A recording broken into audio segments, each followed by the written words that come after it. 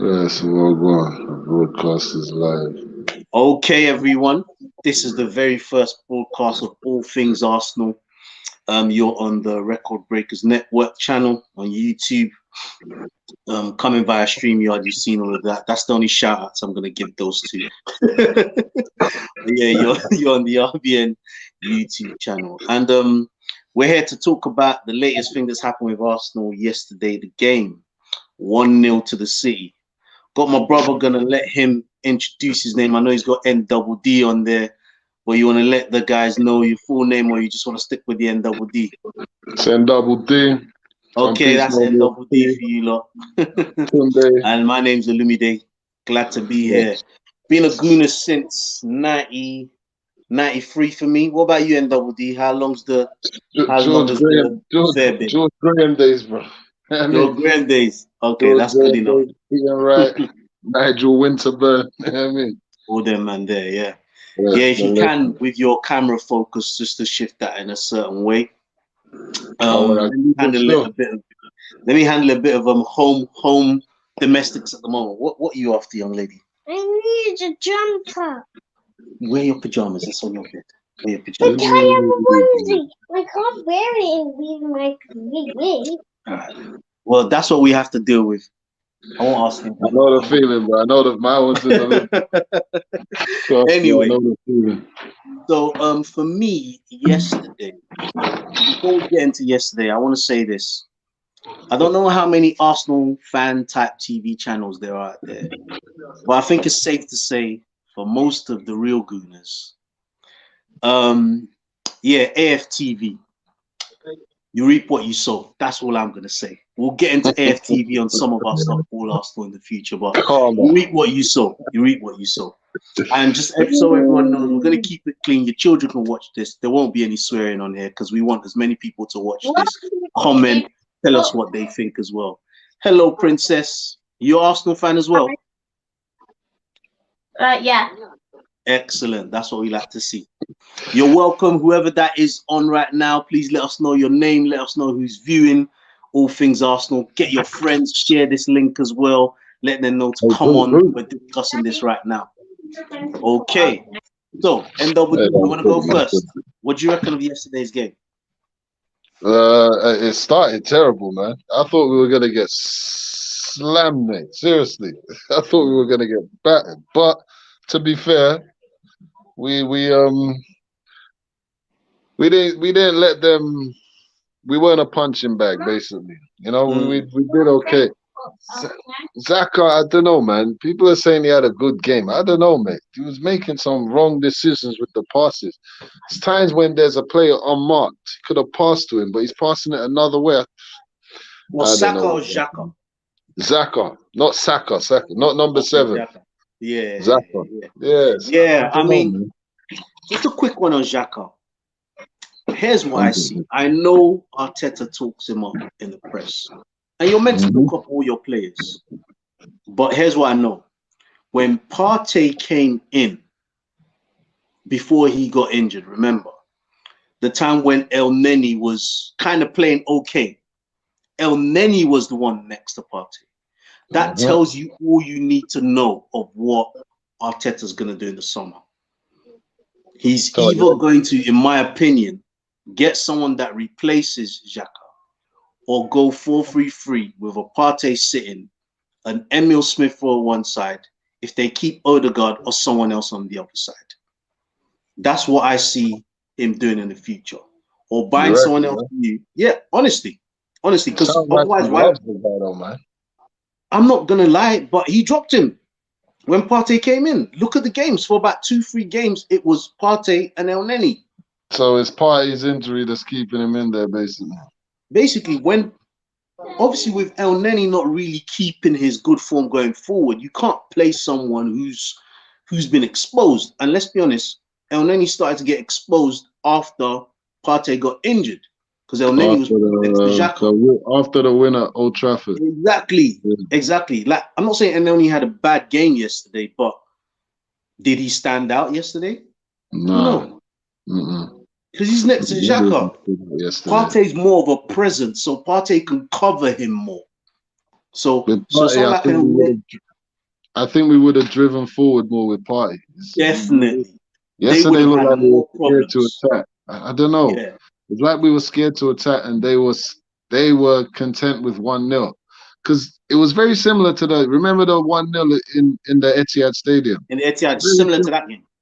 very Similar similar to to that that game. game. There was nothing in Similar the to that second game. half. It was just dead, man. I don't know. Our season's already done, innit? So these losses like this is still annoying. We still want to finish as high as we can, you know? I hear you. I remember Jason Bench saying not qualifying for Europe, I think would be a blessing in disguise. But I still want us to finish as high as we can. We're technically, it says we're 10th, but we're technically 12th. If the teams around us win their games in hand over us, the games in hand they got over us. So we've still got a long way to go, man. Definitely, I agree. For me, if you assess where I want us to be, I either want us to finish 6th or 7th, because that will be outside of the places in Europe. No, actually, I want 7th. 7th or 4th, and we're not getting 4th.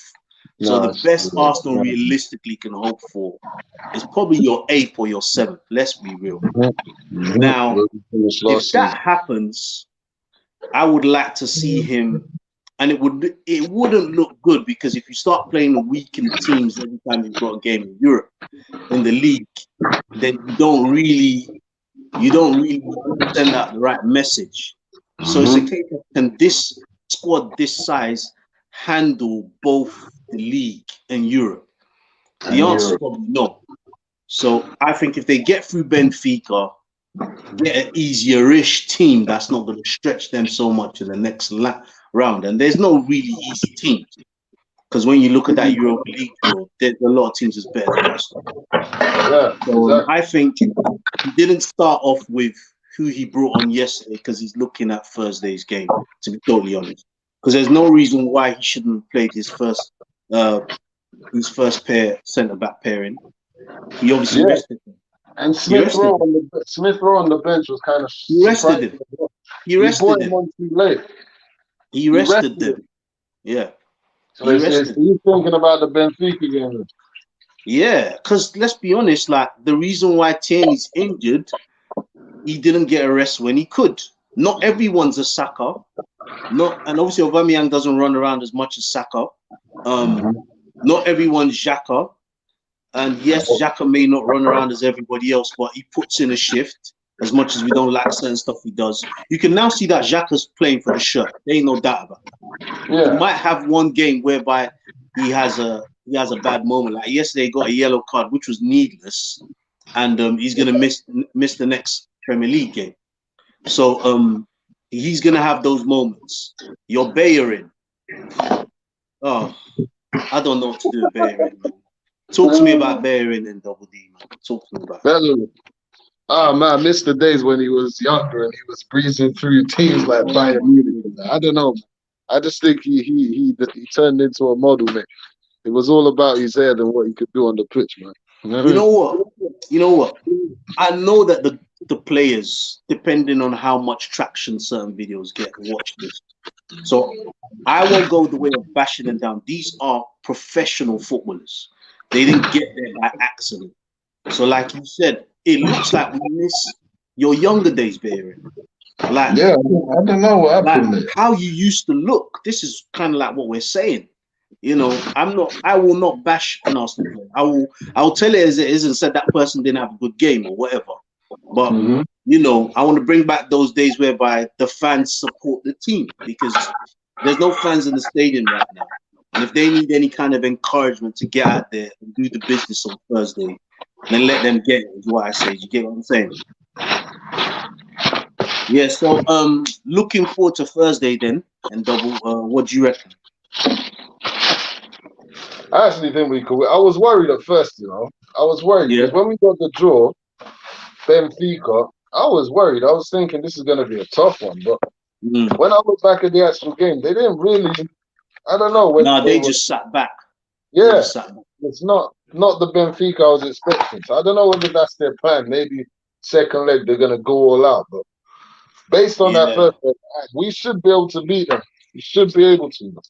They should be able to. I agree with you. It's us. I agree with you. We have our moments. Like you said, I'm not trying to bash the players, but some of our players ain't doing what we're familiar with them doing. Aubameyang, for example. So I don't know. I'd like to think. Okay, let's come back to Oba. Let's come back to Oba because obviously this season we know what's happened off the pitch for him. Yeah. And even though he's had a few good games of late, like last week, the hat-trick game, let's not front. He was great that game. Yeah, he was. Let's not front. So that doesn't mean that the player's gone. However, No. I do think when we play certain teams and we're not on the pitch, so we don't know what it's like there. You see him run a bit and stop, walk a bit, and you're wondering, okay, what's going through his mind while he's doing that? And I'm not trying to cover everything Oba does because his manager will know what he can get from him when he's down the middle. Hence why when he brings on Lacazette, he puts over to the left. And we actually saw more of Aubameyang when he went to the left. I think against a team like City, when we don't have our full team, like without no Partey, with no Martinelli that will be busy, keeping them busy so it frees up Aubameyang. You know, I think you have to play him on the left, personally, for me, rather than go down the middle. But then it was a hard choice for Arteta yesterday because Pepe has had a few good games. I know why he didn't play Pepe on the left because, let's be honest, Pepe ain't that great defensively, where Saka's a bit better defensively. And even though Saka was not coming back as much as I thought he would in the first half to deal with Mahrez, I thought that's why I put Saka there. So Saka could come back and help out Tierney, double up on Mahrez, but they weren't doing that. In fact, Mahrez was actually coming back sometimes and helping back the other way. So whatever happened there, I don't know what the plan was. Pepe's best I think game. that was the plan, but with Tierney, you can see Tierney needs a few more games to get back to a few more games, what he was before he got injured, I can see he still got that determination. It's just, he always gives 100,000. You know what I mean? So I think he just needs a few more games. I think Arteta planned it like Tierney was back at his best. Back at his best, yeah. That's why I think anyway. But put it this way, because they were playing City, I think he had no choice but to play him. A Cedric, as good as he's been and effort he put in, you needed that natural cover in there, and especially as he went with Pablo Mari, who that was his first start for a while. So, like I was saying to a friend of mine, I think that this season and last season we were saying to Arteta, this is your apprenticeship. Come the first game of next season, you're going to want to be seeing how he's making certain decisions, injuries or not, and how he's dealing with them. But I do hope his plan works in resting the players for the Europa League and they go through. I think they can, but I think it's going to be dangerous like Olympiacos as well. I think it's going to be a very, very dangerous game. They have to start off right, and that's always been Arsenal's problem. Recently, the games they've been winning, they've started off well. So if they don't start this off well, they could find themselves in trouble again. Who's at home? You see, the home thing doesn't even matter, does it? It don't matter. But then they've had to play it on neutral grounds because of the COVID laws and the away goal still counts. Yeah, the away goal still counts. So we've got an away goal, but we can't pretend like we reckon Luis is gonna play. And Luis for me is always 1 minute away from a mistake. He's having a great game, but at any moment it could turn like that. So because the game against Leeds, when I saw Luis on the team sheet, I was worried. But during the game, he did pretty well. At 4-2, he made a couple of crucial tackles. If he didn't make, you never know.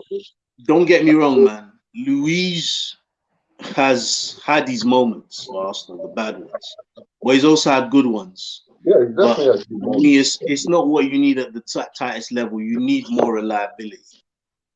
For me, it's Holding and Gabriel for me. That's my opinion. If I was to pick, of course it is. First centre-half pairing, it's got to be Holding and Gabriel. Holding's still got room to improve. He's not the finished article yet. He is not. He's not. With what we've got, him and Gabriel, for me, I would feel more confident with those two in the centre. Let's see what happens. This is Arsenal, isn't it? Our defence is our defence. But out of what we've got, for me, Gabriel, He's been a good player. I know he had that red card, but he's been Yeah. all right, man. Nah, he's And been, other to be honest, him and Saka have been our best players this season. than him, Despite Saka, his little and wobble, him, he'd be got second on my list. And yeah, probably Tierney. To be fair to Tierney, Saka, Tierney, then him. Yeah, They've been doing it. they've been doing the thing. So what's your score on Wednesday then? Your score prediction? Wednesday? Sorry, not Wednesday, Thursday. Thursday. I'm speaking 3-1. prophetically that Arsenal will be playing on Wednesdays next year. Man, the cold, man. The good old days, bro. The good old days, man. Anyway, 3-1. If Benfica try to sit back again, I think 3-1 Arsenal. All right, then. And if they don't sit back, what do you reckon? If they don't sit back, 2-2. 2-2. Yeah. 2-2. That's what. And that means that Arsenal go out then. Oh shit. Oh yeah. You see what I'm saying? Nah, that's a scandal, bro. I don't know, bro. You see, I'm thinking of it. It's neutral ground, isn't it? No worries. No worries. 3-1 Okay if then, man. Benfica sit back. Maybe 1-0 if they don't sit back. Fair enough. Thanks for being on tonight. I'm gonna stick with my 3-1. Fuck it. 3-1. That's what I'm sticking with. Sorry. All right then. Cool stuff. Thanks for being on tonight. Appreciate it, man. Is that it? We done? Yeah, we're done, man. We're done. All right, bro. All right. Let me know when the next one is, man. We'll definitely do. We'll review Thursday's game as well. Take care. Man. Hold tight, bro. Right. Take care. Thanks for watching, everyone. As you know, this has been the RBN channel on YouTube. Look out for more content. Like, subscribe this channel.